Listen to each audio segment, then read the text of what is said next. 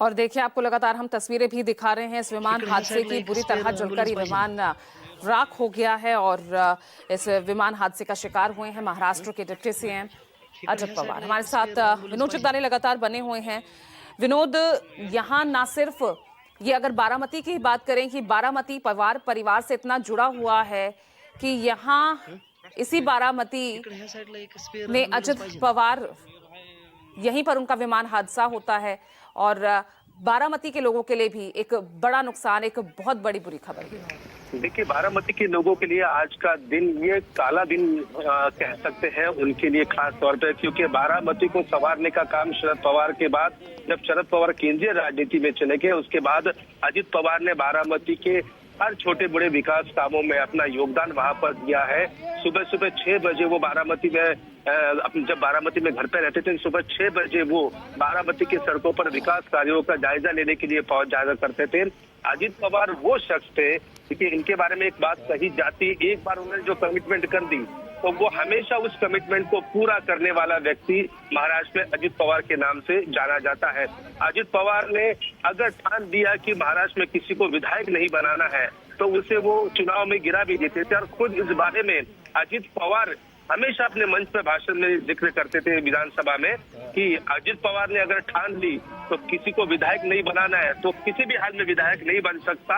ऐसी सीधी बेबाक भाषा अजित पवार की हमेशा होती थी। अजित पवार एक बड़ा नाम आज महाराष्ट्र के बारामती के बीच में नहीं रहा है। दर्दनाक प्लेन क्रैश में उनकी वहां पर मौत हो चुकी है। अजित पवार एक सिर्फ राजनेता नहीं थे बल्कि सहकार क्षेत्र में भी उनका बड़ा योगदान है। उनकी जो शुगर फैक्ट्रियां हैं उसे लेकर वो हमेशा सजग रहते थे। बारामती में किसानों के लिए अलग अलग क्या चीजें करनी है, महाराष्ट्र के किसानों के लिए क्या करना है, ये वो हमेशा करते थे। उनका जब सुबह सुबह जनता दरबार लगता था उसमें भारी भीड़ उमड़ती थी और उसमें उनकी एक खास बात एक थी कि देखिए, हमेशा कुछ नेता ऐसे भी होते हैं जो हमेशा कहते हैं कि अरे हो जाएगा काम, आप डरिए मत, अगली बार आएंगे, ये एक महीने बाद आएंगे। लेकिन अजित पवार वो शख्स थे, अजित पवार के पास आप कोई एप्लीकेशन लेके कार्यकर्ता चला गया, पार्टी का कार्यकर्ता, अजित पवार ने कहा हाँ ये काम होगा मतलब वो होगा, मतलब होगा। और अजित पवार ने एक बार कह दिया कि ये काम नहीं हो सकता तो ये काम होगा नहीं। ऐसे बेबाक छवि वाले और सीधी बात करने वाले यहाँ पर अजित पवार थे। आपको पता ही होगा कुछ सालों पहले उनका एक स्टेटमेंट काफी हुआ था, बाद में उन्होंने खुद इसका पश्चाताप भी किया था। अजित पवार एक महाराष्ट्र के दिग्गज नेता में से एक थे। पार्टी को उभारने के लिए, पार्टी को साथ लाने के लिए वो दोनों पार्टियों एनसीपी को पूरा प्रयास भी लगातार ये बातें लगातार सामने आ रही थी कि अजित पवार और शरद पवार ये दोनों एक साथ आ सकते हैं। और उसी दृष्टि में काम भी वहां पर चल रहा था कि चाचा और भतीजा एक साथ आ जाए, दोनों पार्टियां एक साथ रहे। इसके लिए हर संभव प्रयास भी वहां पर चल रहा था, लेकिन नीति को कुछ और ही मंजूर वहां पर था। और अजित पवार आज लोगों के बीच नहीं रहे हैं।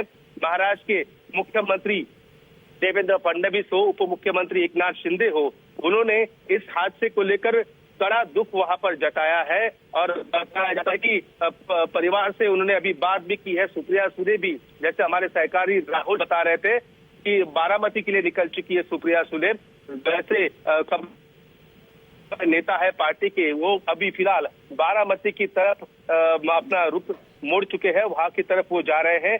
अजित पवार के जाने से महाराष्ट्र की राजनीति का एक बहुत बड़ा नुकसान यहाँ पर हुआ है।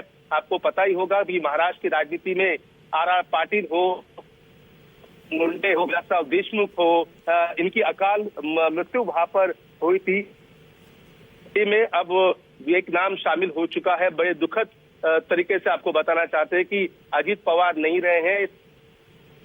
6 लोगों की मौत यहाँ पर हुई है और बुरी तरह झुलस गए हैं। उनके जो पार्थिव शरीर भाग के स्थानीय अस्पताल ले जाए, आगे की प्रक्रिया वहां पर की जाएगी। लेकिन एक शोक की लहर यहाँ पर पूरे महाराष्ट्र में है, बारामती में है, हर जगह पर है। फिलहाल जो जिला परिषद की चुनाव है उस चुनाव की प्रक्रिया में वो बिजी थे।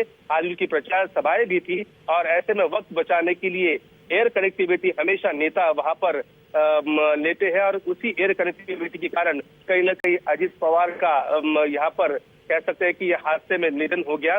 फिलहाल जो जानकारी सामने आई है, डीजीसीए का कहना है कि यहाँ पर उन्होंने मौत का आंकड़ा कंफर्म कर लिया है, लेकिन हादसा किस कारण हुआ इस बारे में कोई भी कुछ बताने को तैयार नहीं है।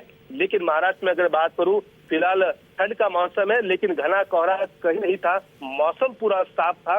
बताया जाता है कि कुछ फ्लाइट में तकनीकी खराबी होने के कारण ये हादसा वहां पर हुआ है और राज्य ने एक अपने उप मुख्यमंत्री को वहां पर खोया है। जी बिल्कुल, महाराष्ट्र की राजनीति के लिए बहुत बड़ी क्षति है। अपना एक दिग्गज, एक बड़ा नेता, सीधे और अपने बेबाक अंदाज के लिए जो जाना जाता था, डिप्टी सीएम अजित पवार, उनका निधन इस विमान हादसे में। लेकिन